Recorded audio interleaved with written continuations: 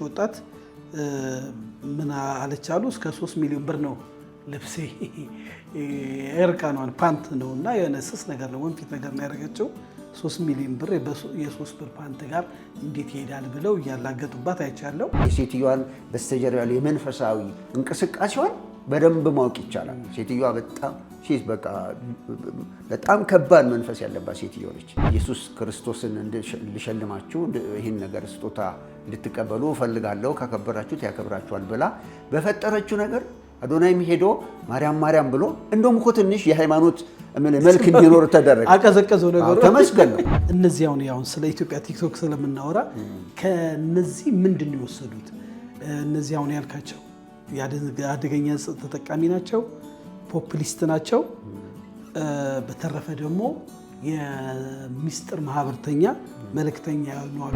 ቅድም እንዳልከው እነዚህ ሴክሬት ሶሳይቲ ሚስጥሩ ማህበራት ክርስቲያንን ከውጭም ከውስጥም ለማፍረስ ያደርጉት ጥረት ሳይሳካላቸው አሁን ደግሞ በዚህ መጡ ማለት ነው። በስራ የተወጠሩ ናቸው። ቴሌ ላይ ይሰራሉ፣ ካየ ኢትዮጵያዊ ፕሮጀክት ላይ ይሰራሉ። የቻይና ወጣት ጥናት ይደረግ ቲክቶክ ላይ የሚገኝ አይመስልኝ። ኢቨንት ሲደረግ መንግስት የጥበቃ ኃላፊነቱን ወስዶ ያልተገባ ነገር እንደማይገባ ሁሉ ቲክቶክ አዋርድ ሲደረግ ከስነ ምግባር ስርዓት ከስነ ምግባር ካለባበስ ከምን ጀምሮ ባህልና ቱሪዝም አንዱ ስራው እኮ ባህሉነት መግባት አለበት። በዚህ ጉዳይ ላይ ይህን ካላረገ በራችንን ከፍተን ተዋርደናል። ቲክቶክ ተጠልፏል። የተጠለፈው በአውሮፓውያኖችና በአሜሪካንስ ነው። ትህትና፣ ታላቅን ማክበር፣ ሰውን አለመናገር፣ ይሉኝታ የሚባለው ነገር በቲክቶክ እያጣ ነው። ማንም ሰው ማንንም ሲዘረጠጥ ስድብ በጣም ትክክለኛ የሆነበት አባቶቻችን ደማቸውን አፍሰው ህይወታቸውን ሰውተው የሰጡንን ሀገር ደስ ብሎ በሞባይልና በቲክቶክ እያስረከብናት ነው ማለት ነው። ሰላም ጤና ይስጥልኝ ውድ የሀሌታ ሚዲያ አድማጭ ተመልካቾቻችን፣ በዓለም ዙሪያ ያላችሁ ሰላምና ፍቅርን ተመኘው ተሾመ ሽፈራው ነኝ። ሀሌታ ሚዲያ የእናንተ ነው። ሰብስክራይብ፣ ላይክ፣ ሼር፣ ኮሜንት እያደረጋችሁ ከኛ ጋርም እየቀጠላችሁ ነው። ሀሳብ አስተያየታችሁን እየተቀበልን ነው። የሀሌታ ሚዲያ እንደምታውቁት ለእናንተ ይጠቅማል ያልናቸው ወቅታዊና ትኩስ መረጃ ይዘን እንመጣለን። ሰሞኑን እንግዲህ በኢትዮጵያ የቲክቶክ አዋርድ ኢትዮጵያኖች ወጣቶች የሚሳተፉበት ውድድር ተደርጎ ነበረ። በጣም ብዙ መነጋገሪያ ሆነዋል። ሀሌታ ሚዲያ የዚህ ፕሮግራም አዘጋጅ ነው ተሾመ ሽፈራው። ከዚህ ፕሮግራም በመነሳት ከትችትም እንደው ለሚዲያ ግባትም ከሆነ ሀሳብ በዘለለ ለትውልድ በሚጠቅም መልኩ ይህንን ጉዳይ እንመልከት በማለት የዘወትር ተባባሪያችንን ኤርሚያስ መቆያያ የሚዲያ ባለሙያ የተለያዩ ስራዎች የሚሰራ የሀሌታ ሚዲያ እንግዲህ የዘወትር ተባባሪ ነው። በዚህ ጉዳይ ላይ በጥናት የተመረኮዙ አንዳንድ ነጥቦች አንስተን እንወያያለን። እንድትከታተሉ ጋበዝኩ። ይህን ፕሮግራም ሰብስክራይብ፣ ላይክ፣ ሼር፣ ኮሜንት አድርጉ። ሻለው ኤርሚ፣ ዛሬ ደግሞ በወቅታዊ ጉዳይ ተገናኝተናል። ጥሪያችንን አክብረ በማለዳ ስቱዲዮችን ስለተገኘ በዓለም ዙሪያ ባሉ አድማጭ ተመልካቾቻችን ስም እጅግ አድርጌ አመሰግናለሁ። እሺ ተሺ፣ እኔም አመሰግናለሁ። ሰሞኑን የቲክቶክ አዋርድ አይተሃል? ኢትዮጵያ አይቻለሁ። መልካም። እንደው አሁን እነዚህ በተለይ ቲክቶክ ላይ አብዛኛው ተሸላሚ የሆኑት ወጣቶች ቢሆኑ ሁሉንም ማህበረሰባችን ይህ ፕላትፎርም እንደያዘው ታውቃለህ። እንደ ሀገር መልካም ነገር የሚሰሩበት አሉ። ሀገርንም ትውልድንም ደግሞ ወደ ያልተገባ የእርስ በርስ ግጭትንም የሚያፋፉበት የሚሰሩበት አሉ። ሃይማኖትን፣ ዘርን፣ ቋንቋን እየጠቀሱ እንደፈለገ አብዛኛው ከኢትዮጵያ ውጭ ያሉ የሚፈነጩበት ፕላትፎርም እንደሆነ ይታወቃል። ይሁንና የቲክቶክ አዋርድ ኢትዮጵያ ውስጥ ሲደረግ ብዙ ወጣቶች እነዚህ ታዳጊ የቲክቶክ ተሸላሚም ታዳሚ የሚሆኑት ወጣቶች ናቸው። ለብሰው የመጡት የዓለም አቀፍ ሴሌብሪቲዎች ስታይል አይተው ነው ለብሰው የመጡት እና በተለይ አለባበሳቸው መድረኩ ላይ የተላለፉ መልእክቶች ጠቅላላ አንዳንድ ውዝግብ ያስነሳባቸው ጉዳዮች አሉና በእርግጥ እነዚህ ዓለም አቀፍ ሴሌብሪቲዎች እነሱ ስታይሉ ነው አብዛኛው እንግዲህ የለበሱት። አንዳንዶቹ የተደበቀ አጀንዳም አላቸው ይባላል። ያ በጥናት እንሰራዋለን። እንደው እነዚህ ዓለም አቀፍ ሴሌብሪቲዎች ከልብስ ዲዛይን ጀምሮ ይሄንን ነገር እንዴት ነው የሚጠቀሙበት? አንተ በዚህ ላይ ከዚህ ቀደም ስትሰራበት ስለነበረ ነው። ተሽ አመሰግናለሁ። እንግዲህ አሁን ቅርብ ቀን ማለት ባለፈው ሳምንት በቲክቶክ አዋርድ ላይ የታየው ነገር ያው በተለያዩ የመገናኛ ብዙሃን ተሰራጭቷል። በዛን ጊዜ የታዩት ነገሮች ደግሞ በህዝብ ዘንድ የፈጠሩ በጣም ብዙ አይነት የተዘበራረቀ ነገሮችን ፈጥሯል። በእለቱ ደግሞ የታዩት እንግዲህ እነዚህ ወጣቶች ናቸው። ግን ያንን ስርዓት በምትመለከትበት ጊዜ ቀጥታ ወደ አእምሮህ የሚመጣ በአሜሪካና በአውሮፓ የሚደረጉ የአዋርድ ሴርሞኒዎችን ነው የምታየው። እና ወደዛ ስንሄድ እንደው ማለት ትንሽ እንደው እነዚህ ሴሌብሪቲስ የሚባሉት በዓለም አቀፍ በአውሮፓም በአሜሪካ በጣም ታዋቂ የሆኑ ሰዎችን ህይወታቸውን እንደው ትንሽ ሴሌብሪቲ የሚባሉትን ብናይ እንደው ምን አይነት ሰዎች ናቸው እንደሚባለው እንደሚታየው የደመቀ አጓጊ፣ በእርግጥ ለውጩ ሰው ሲታይ በጣም ደስ የሚል የሰው ልብ የሚያነሳሳ እነሱን መሆን የሚያስመኝ አይነት ውጫዊ የሆነ ተጽዕኖ አለው እና እያንዳንዱ ሰው ያንን ሲያይ ክብር የሚጠላ ውበት የሚጠላ መደነቅን መከበብን የሚጠላ ሰው ስለሌለ ለሰው ሁሉ እንደዚህ አይነት መልእክቶች ያስተላልፋሉ። እርግጥ እና እነዚህ ሰዎች ደግሞ በጣም በተለያየ ስራ በፊልም ሊሆን ይችላል፣ በተለያየ የአርት ስራዎች በጣም ታዋቂ የሆኑ በጣም ደግሞ ባለሀብቶች ናቸው። ግን የውስጥ ህይወታቸው እንደው ትንሽ ምን ይመስላል ብለን እንደው ለማየት ብንሞክር አንዳንድ ስለነሱ የተጠቀሱ ነገሮች በእንደነዚህ አይነት ሴሌብሪቲ ያሉ እዚህ ህይወት ውስጥ ያሉ ሰዎች የመጀመሪያ ነገር እነዚህ ሰዎች የግል ህይወት የሚባል ነገር የላቸው። ታውቃለህ፣ የግል ህይወት አሁን አንተ ብቻህን ትበላለህ ያለህ ወደ ቤት ስትሄድ፣ ስትመጣ፣ ስትታመም፣ ስትደክም፣ ስትሳሳት ይሄ የግል መብትህ ነው። ያንተ ስህተት የግል መብት ነው። ግን ሴሌብሪቲ ስትሆን አንድ የመጀመሪያ የሚያጡት ነገር የግል የሚባል ነገር አይኖራቸውም እና በጣም ትንሽ የነሱ ስህተት በጣም ከባድ ዓለም አቀፍ ዜና ይሆናል። ይሄ ደግሞ በህይወታቸው ላይ የሚፈጥርባቸው የአእምሮ የተለያየ ስነ ልቦና ጫና አለ። በሌላ መልኩ ደግሞ ለተለያየ የፓፓራዚ ለሚባሉ እነዚህ የዜና አውታር ሽፋን የሚሰሩ የመጽሔት የተለያየ ዜና አውታሮች የተጋለጡ ናቸው። ሲበሉም ሲጠጡም ሲቀመጡም የትም ቦታ ይከታተሏቸዋል እና ከባድ ጫና ያለባቸው ሰዎች ናቸው እና በሌላ መልኩ ደግሞ ሁልጊዜ ነገራቸው ወደ ውጭ ስለሚወጣ ማለት ያለማቋረጥ ጀጅ ይደረጋሉ።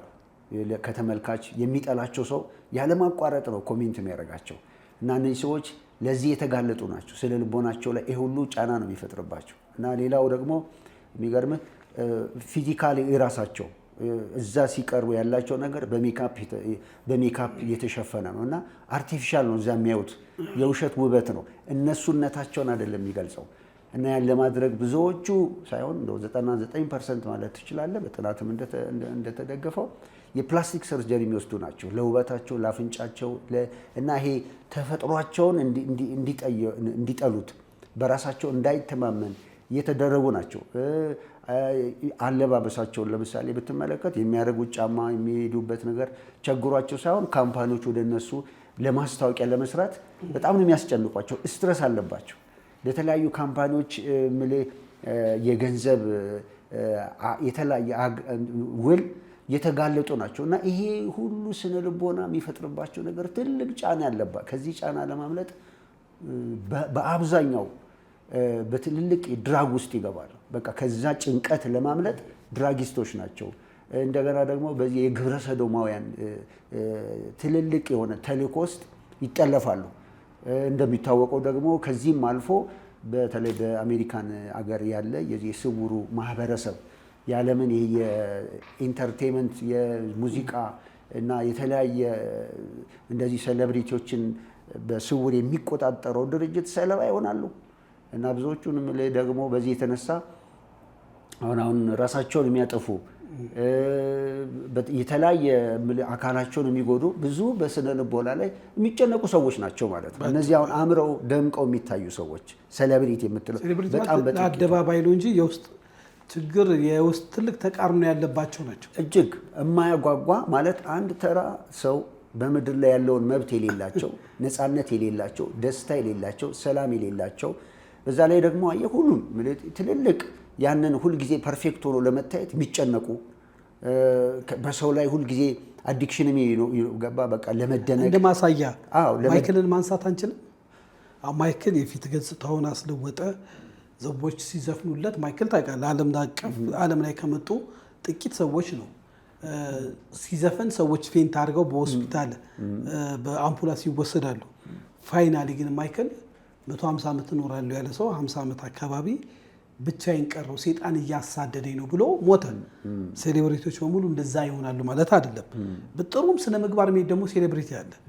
ለምሳሌ እንደ ማሳያ ካካ የሚባል እግር ኳስ ላይ የሚታወቅ በጣም ስነ ምግባር ያለው ኳስ ተጫዋች አለ።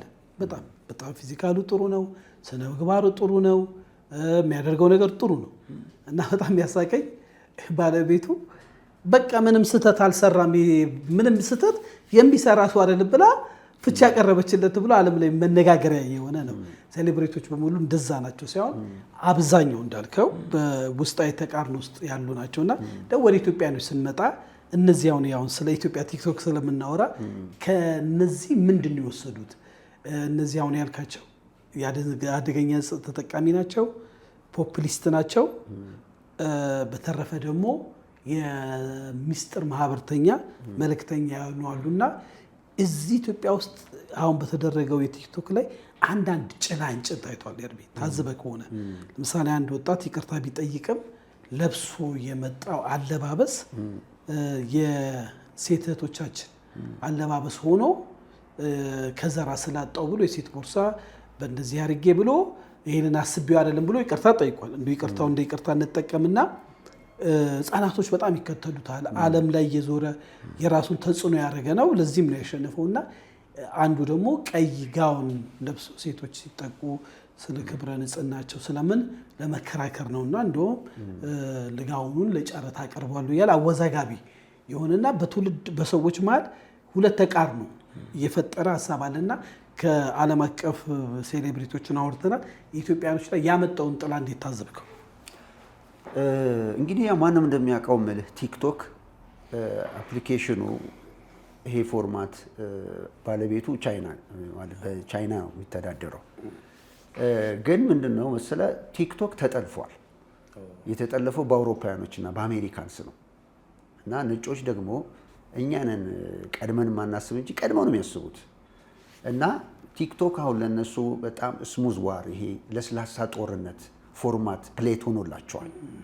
ምክንያቱም በቲክቶክ ውስጥ አይተ እንደሆነ የሚሰራጨው በነጮቹ ዓለም አሁን የሴሌብሪቲዎች የምንላቸው የፋሽን ዲዛይን በጣም በቲክቶክ ፎርማት ላይ ይጠቀማሉ።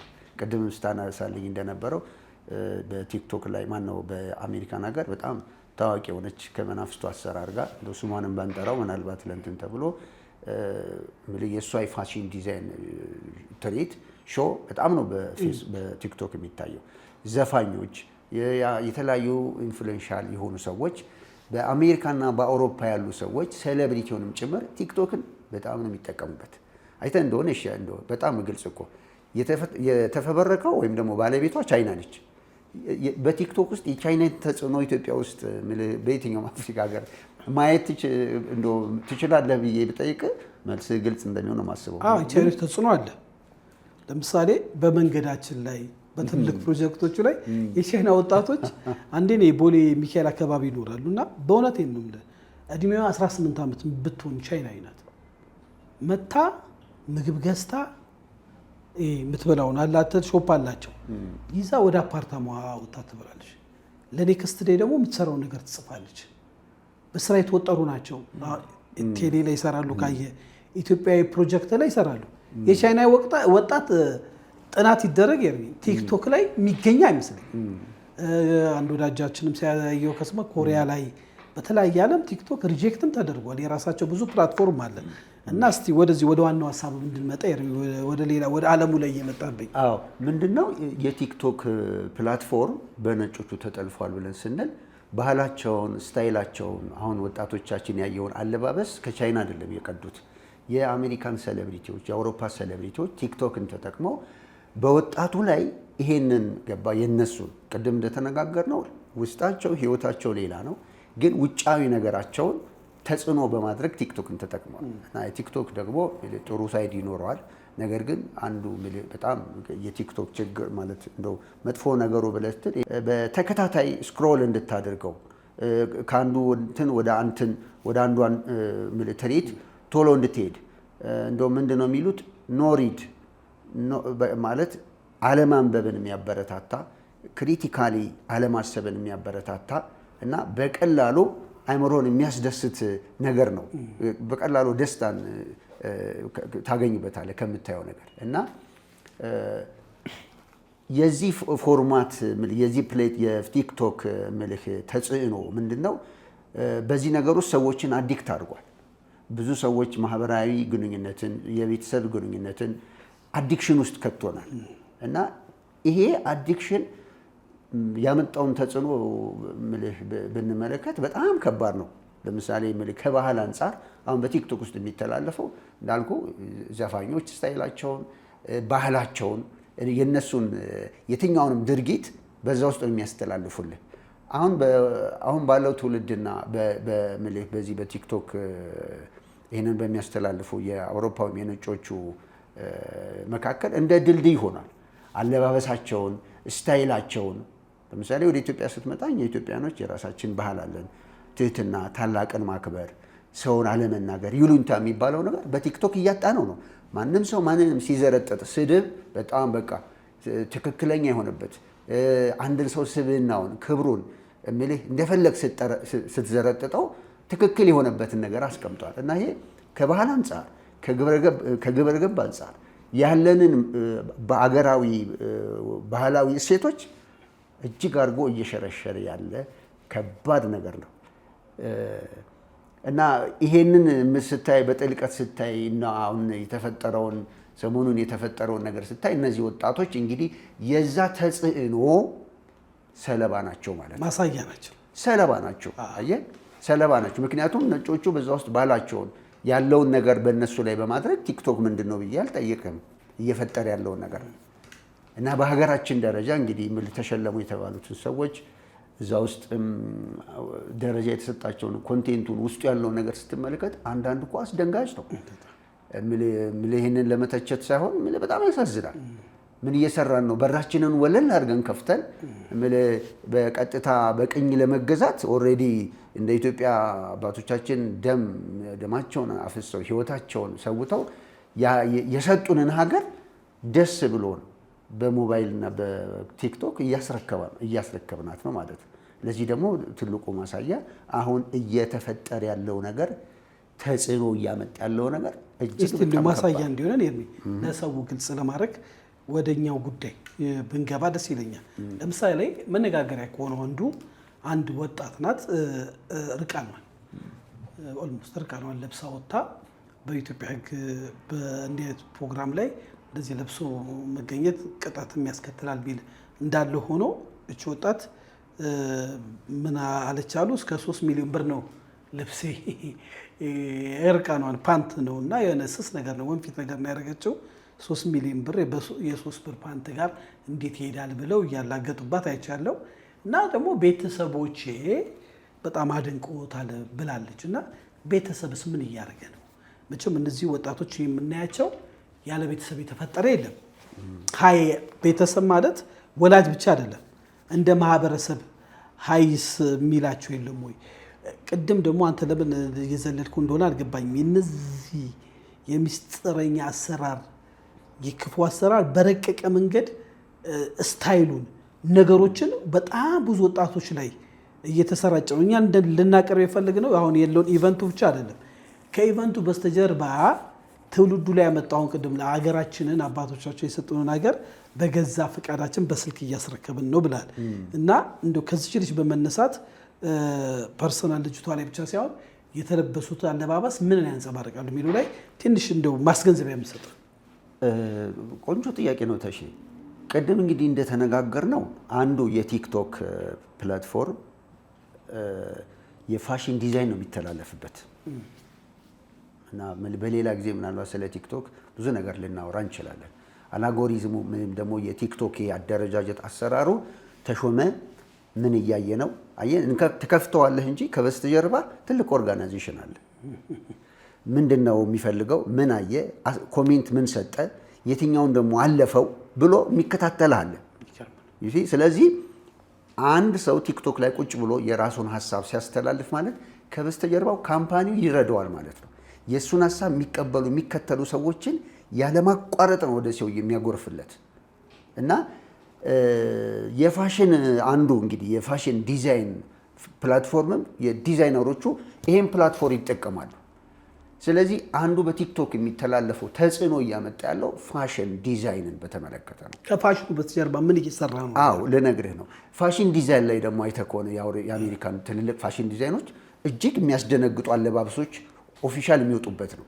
አሁን የፋሽን ዲዛይን ትርኢት ብታይ ኖርማል አለባበስ ወይም ደግሞ ጤነኛ አለባበስ የሚታየው ሴጣናዊ በለው አስደናቂ በለው ሰውነትን ማሳየው በለው አስደንጋጭ። ምክንያቱም እዛ ሰውየው ምን አይነት አዲስ ነገር ለብሶ መጣ አቴንሽን መሳቢያ ነው። እና ይሄ ስታይል እንግዲህ በቲክቶክ አዋርዶች ላይ ማነው በቲክቶክ እንትን ፕላትፎርም ላይ የምተላለፉ ቅድም እንዳልኩ በዛን ቀን እኮ እቺ ልጅ ብቻ እኮ አይደለችም፣ ብዙ አለባበስ አለ። ቅድም እንዳየኸው እንደተናገርከው የተለየ ቀይ ከለር ለብሶ የመጣ ልጅ አለ፣ የተለያየ ዲዛይን ለብሶ የመጡ አለ። ይሄ የፋሽን ዲዛይኑ አንዱ ተጽዕኖ ነው። ከዚህ ውስጥ እንግዲህ ዲዛይን ስታደርግ ምናልባት የሆነ ልጅ ነው መሰለኝ የሆነ የገጠርኛ ልብስ አለባበስ መጥቶ ገባ። አሁን ወደ ጥሩ እኮ መጠቀም ቢቻል ጥሩ ነበር።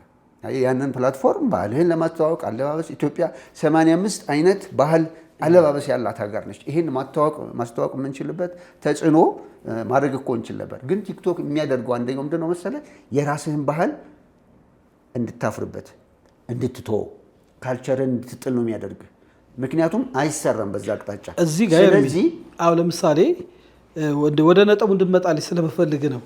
ለምሳሌ መንፈሳዊ እንድምታ አለው። ለምሳሌ አንድ የሃይማኖት ሰው መጽሐፍ ቅዱስ እንደ የመጽሐፍ ቅዱስም ሰባኪ ስለሆንክም ብዬ ነው ባለባበሱ በንግግሩ ጭመተኝነት እንዲኖረው ስርዓት እንዲኖረው ይናገራል። ይሄ በየሁሉም ሃይማኖት ውስጥ ልታገኘው ትችላለህ። ቲክቶክ ላይ እናትን፣ ሀገርን፣ ማነሰብን አፈርጦ የሚሳደብ ባለባበሱ ወጣ ያለ አብዛኛው በተለይ ደግሞ ወጣቱ ላይ ትኩረት ያደረገ የኢትዮጵያ እንግዲህ የኢትዮጵያ ባህልና ሃይማኖት የተያዘ ነው ታውቃለህ። የኢትዮጵያ ጠንካራ ኢትዮጵያን ያቆማት አንዱ የህዝቡ ማህበረሰብ እምነትና ባህሉ ነው። ይህንን በአደባባይ ሸርሽሯል። ይሄ ደግሞ የመጣው ከሚስጥረኛ ማህበር ነው። አጀንዳ የተሰጣቸው አካላቶች ውስጥ ሊኖሩ ይችላሉ። እነዚህ ወጣቶች ግን አታውቅም፣ ስታይሉን ብቻ ሊከተሉ ይችላሉ። አሁን ጃኒ ነው ምናምን የሚባለው እኔ አስቤ አይደለም ብሎ ይቅርታ ጠይቋል። ይቅርታው እንዳለ ሆኖ የነዚህ የሚስጥረኛ ማህበር አሰራር ከነዚህ ሴሌብሪቲዎቹ ጋር ከዓለም ላይ ጠንካራ ቁርኝነት አላቸው። ኢትዮጵያ ውስጥ ደግሞ ነገ ይሄ እንደቀላል ታይቶ ከታለፈ ነገ ደግሞ በአደባባይ ባህልና ክብር ብሎ የሚመጣ ትውልድ ይመጣል የሚል ትልቅ ስጋት አለ። እሱ ላይ ምን ትለናል? እሱ ነው ዋና አስኳሉ። እሱ ላይ ምንድን ነው መሰለህ አሁን እኛ ሀገር ያለው የመንፈሳዊ እንቅስቃሴ እንደው ምልህ ይሄንን የራሴን አመለካከት ነው የማወራው። እኛ ጋር ያለ የመንፈሳዊ እንቅስቃሴ የሚታወቀው ቤተክርስቲያን መሄድ፣ መጸለይ፣ መጽሐፍ ቅዱስ ማንበብ፣ መንፈሳዊ ነገሮችን ማሳየት ብቻ አይነት ነገር ሃይማኖታዊ ስርዓት ብቻ ሆኖ ነው የሚታየው ወይም የሚተረጎመው። በውጭው ዓለም ግን እንደሱ አይደለም። በውጭው ዓለም የመንፈሳዊ ነገር ማለት በሁለቱም በኢቭልም በሆሊም ብትሄድ በቅዱሱም በእርኩሱም ብትሄድ ከዚህ ያለፈ ነው። ኦኬ አሁን አንተ በጠየቀኝ ወደ እርኩሱ ወይም ደግሞ ወደ ሰይጣናዊው መንፈስ አሰራር ከሄድን ሰይጣን ማለት የሆነ ገባ ትርጉሙኛ እንደምናስበው አይደለም። በዓለም ላይ ሁለት ኃይላት ጦርነት አለ። መጽሐፍ ቅዱስ የመጨረሻ ላይ አንዱ ኃይል አሸንፎ እንደሚጠቀልላት ይናገራል። የዓለም ፖለቲካ በለው የዓለም ሙዚቅ ብለው የዓለም ባህል በለው ሁሉም ነገር ከነዚህ መንፈሳዊ ተጽዕኖ በስተጀርባ ነው ያሉት። አሁን ቅድም እንዳልኩ ወደ ዲዛይነሩ ስንሄድ ለምሳሌ የዓለም በጣም ታዋቂዋ ፋሽን ዲዛይነር ስሟን ባንጠራትም የፋሽን ዲዛይነሯ ምንድነው የምትባለው? እሷ አደገኛ ዲዛይነር ነች። ግን እቺ ሴትዮ አሜሪካን ሀገር ያሉ ሴሌብሪቲዎች የሙዚቃ የአክተርስ በሙሉ የእሷ አምላኪዎች ናቸው። በአንደበቷ ቃል የምትገል ነች። ከተቆጣች ትገልሃለች ሁሉ እና በጣም ነው የሚፈሯት። በጣም ነው እሷ እና አንተ ለመፈመስ ወይም ደግሞ እንደው ዝነኛ መሆን ካለብህ የእሷን ባርኮት እንደ ጠንቋይ ነች ማለት ነው። እቺ ሴትዮ ዲዛይነር ነች ማለት ምን ማለት ነው? በእሷ ውስጥ ያለው መንፈሳዊ ይህንን ምልህ ወጣቱ ምናምን ቀላል ነው ምልህ ሰርች ማድረግ ይችላሉ። የሴትዮዋን በስተጀርባ ያለው የመንፈሳዊ እንቅስቃሴዋን በደንብ ማወቅ ይቻላል። ሴትዮዋ በጣም ከባድ መንፈስ ያለባት ሴትዮ ነች።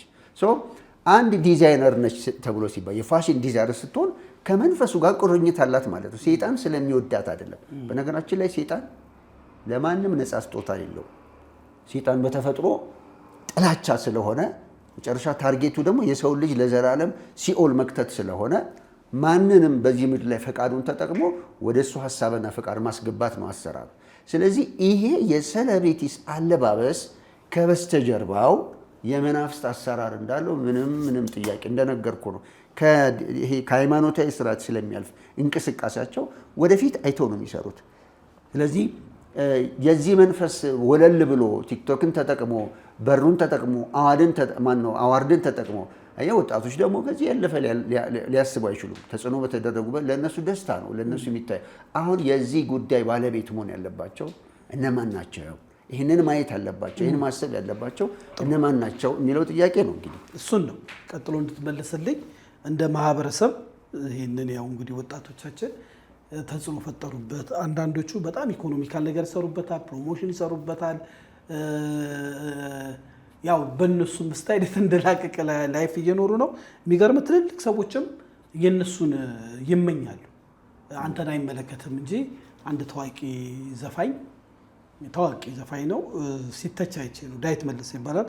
አንድ አልበም ሊሰራ ሲል ለማስተዋወቅ ቲክቶከሮችን ሰብስቦ ግብዣ አደረገና ሌላ ባለሙያዎቹ ማስታወቂያ ምናምን የሚሰሩ በጣም አንጎራንጎሩ። አሁን እሱ ከኮሜርሻል አንግል ይሄ አማራጭ መንገዱ ብሏል። ትውልድ ላይ ምን ያህል ተጽዕኖ እያደረገ እዚህ ላይ እኛው ሀሌታ ላይ የቀረቡ አንድ ስፖንሰር ያደረጉ ጭላሎ የሚባል ካምፓኒ ለምን እንደሆነ አድርጓልና ስፖንሰር የሚያደርጉት ካምፓኒዎች እነዚህን ነገር በጥልቀት መታየቱ ላይ ፌም መሆናቸውን ብቻ ሳይሆን በፕሮግራሙ ላይ የሚሸልሙ ትላልቅ አርቲስቶች አሉና አሁን ይህን ፕሮግራም ቤታቸው ውስጥ ቁጭ ብሎ ሳይሆን ምን ይሰማቸዋል? ነገሩን በጥልቀትና ሊያመጣ ያለውን ሳይድ ኢፌክት መታየት የለበትም የሚለውን ካልን በኋላ ተጠያቂ የሆኑት አካላቶች አያይዘን ትመልስልኝ ብዬ ነው። የሃይማኖት ተቋማት፣ ታዋቂ ግለሰቦች፣ ራሱ የመንግስት ባለስልጣን የሚመለከተው ወጣቶችና ህጻናቶች ላይ የሚሰራው በዚህ ጉዳይ ላይ እስካሁን እስካሁን መረጃ ምንም ያለው የለም። እነዚህም ብለን ብንጨርስ ጥሩ። እንደው ቅድም ያነሳት እቺ ያለባበሷ ላይ ያለችው ልጅ ትናንትና አንድ ኢንተርቪው ነው ምናምን ነገር አይቻለሁ። እቺ ልጅ ይቅርታ ሁሉ ትጠይቂያለሽ ወይ? ሰው በጣም በዚህ ነገር አዝኗል ሁሉ ተብላ አልጠይቅም። ይሄ በቃ ማንም ሰው መጥላትም መውደድም የሱ መብት ነው የሚል ነገር አስቀምጣለች። ያ ብቻ ግን አይደለም፣ ወደፊት ዲዛይነር የመሆን ሀሳብ እንዳላት ተናግራለች። አየህ ዛሬ እሷ ይሄንን ነገር ባደረገችው ነገር የሚደገፏት ሰዎች ሊኖሩ ይችላሉ። ነገ ደግሞ ፋሽን ዲዛይነር ስትሆን ራሷን እንዳይከን የምታስቀምጥ ከሆነ ምን አይነት ጋጠወጥ የሆነ ምን ያህል አሳፋሪ ሆነ። በነገራችን ላይ አንድ ልጅ እዛ ለስራ ሄዶ ነበርና እንደዚህ አጠገቤ አይቼ በጣም ነው ሰው የጠላው። በጣም ነውር ነው በቃ ማለት ከባህላችንም እኮ አይደለም። አንዱ እየፈጠረብን ያለው ባህላችንም አይደለም። ስለዚህ ለዚህ ነገር ዞሮ ባለቤቱ ማን ነው? አባቶችስ፣ የሃይማኖት ተቋማትስ ምንድን ነው ማለት ያለባቸው የሚለውን ነገር በደንብ መመካከር ያስፈልጋል። በደንብ መነጋገር ያስፈልጋል። ኦኬ ቲክቶክ በኢትዮጵያ ውስጥ ያለው ብዙ መልካም ነገር የታወቀ ነው። ቤተሰቦች እንዴት ነው ልጆቻቸውን ከዚህ ነገር መጠበቅ ያለባቸው? እንዴት መከልከል አለባቸው? ያው የሞባይል በእጃቸው ነው፣ ወላጆች ገዝተው ይሰጡላቸዋል። ብዙ ጊዜ ልጆች በዛ ላይ ያሳልፋሉ። እንዴት ነው መቆጣጠር ያለባቸው? አንዳንድ ቤተሰቦች ለልጆቻቸው ከሰጧቸው ልጆቻቸው በቲክቶክ አዲክትድ ከሆኑ በኋላ ለመመለስ የተቸገሩ ብዙ ቤተሰቦች አሉ። ስለዚህ ቤተሰብ እንደ ቤተሰብ ይህን ነገር መመካከር አለበት። ልጆች ቤትህ እስካሉ ድረስ ልጆችን ከዚህ ነገር የምትታደጋቸው አንተ ነህ። ቤተሰብ እንዴት ልከላከል፣ ይህንን ነገር እንዴት ልጠብቅ፣ በምን አይነት ሰዓት ልስጣቸው፣ በምን አይነት ልፍቀድ፣ እንዴት ላውጣቸው የሚለውን ተመካክሮ አማክሮ ቤተሰብ መስራት አለበት።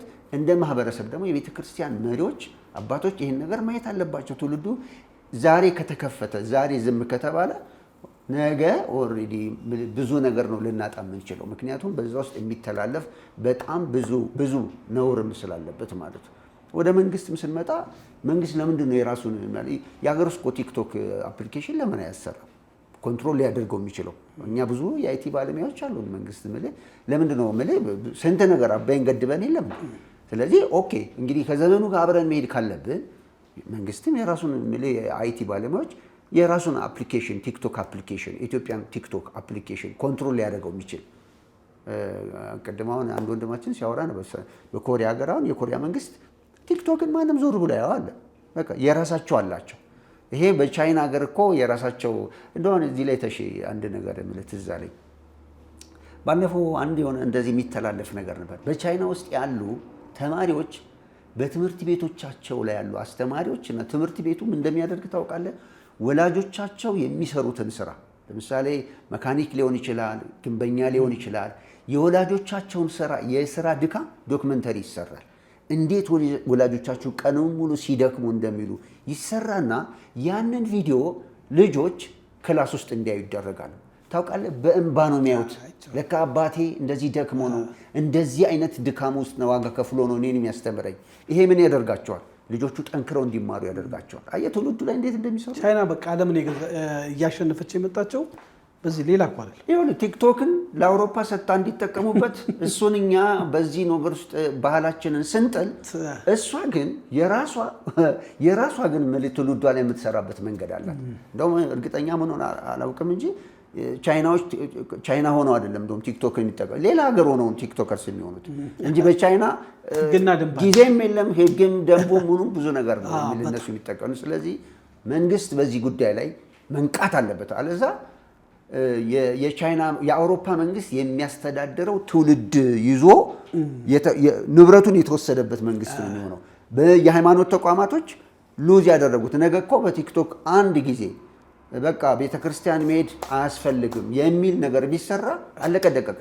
አሁን እኮ የአውሮፓ ቤተክርስቲያኖች በአሜሪካን ያሉ ብዙ ቤተክርስቲያኖች እኮ ባዶ ናቸው። ቤተክርስቲያናት እየተሸጡ ነው።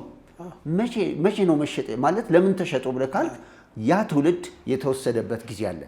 አየህ፣ በአንድ የመጣ አይደለም፣ ቀስ በቀስ ነው።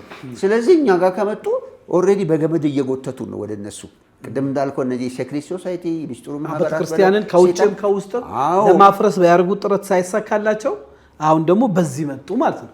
እንደውም በዚህ ቲክቶክ አዋርድ ላይ እኮ ከተፈጠረው ነገር ውጪ ማነች አርቲስቷ ማነው የምትባል ማስተዋል የምትባለች እንደውም ስለ ሁላችሁም ልትሸከሙት የሚገባ ኢየሱስ ክርስቶስን ልሸልማችሁ ይህን ነገር ስጦታ እንድትቀበሉ እፈልጋለሁ፣ ካከበራችሁት ያከብራችኋል ብላ በፈጠረችው ነገር አዶናይም ሄዶ ማርያም ብሎ እንደውም እኮ ትንሽ የሃይማኖት መልክ እንዲኖር ተደረገ። አቀዘቀዘው ነገሩ። ተመስገን ነው።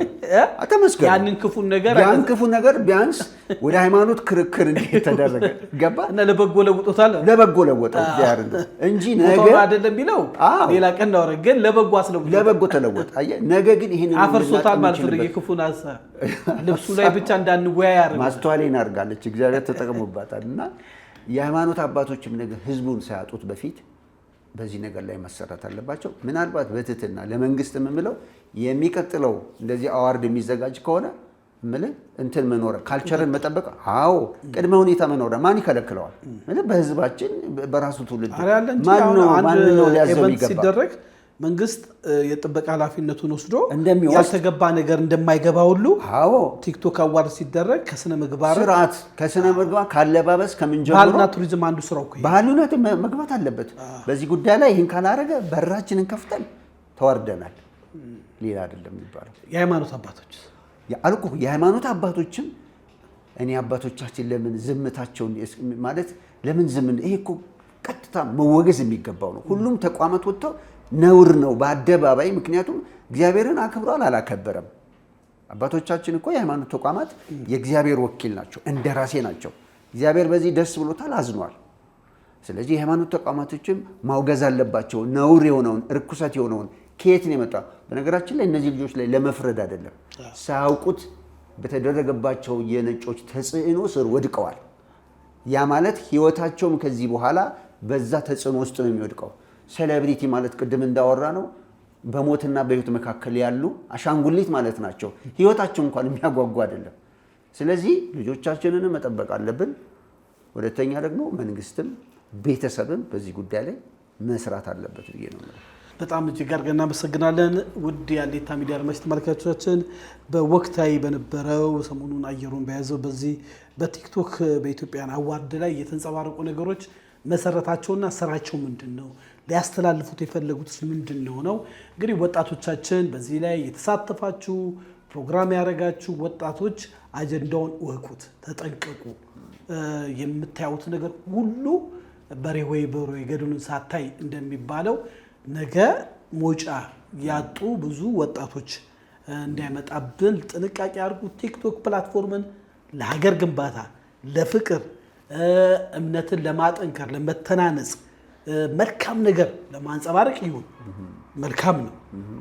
ሀገርን፣ እናትን፣ አባትን እየተሳደበ ለመፈመስ መሰገጫ ብቻ ማድረግ የለብንም የሚል የኔ አስተያየት ነው። ይህን ፕሮግራም ከወደዳችሁ ሰብስክራይብ፣ ላይክ፣ ሼር፣ ኮመንት አድርጉ። በሚቀጥለው ፕሮግራም እስከምንገናኝ እኔ ተሾመ ሽፈራው ከስቱዲዮ ተሰናበትኳችሁ። ሻሎም።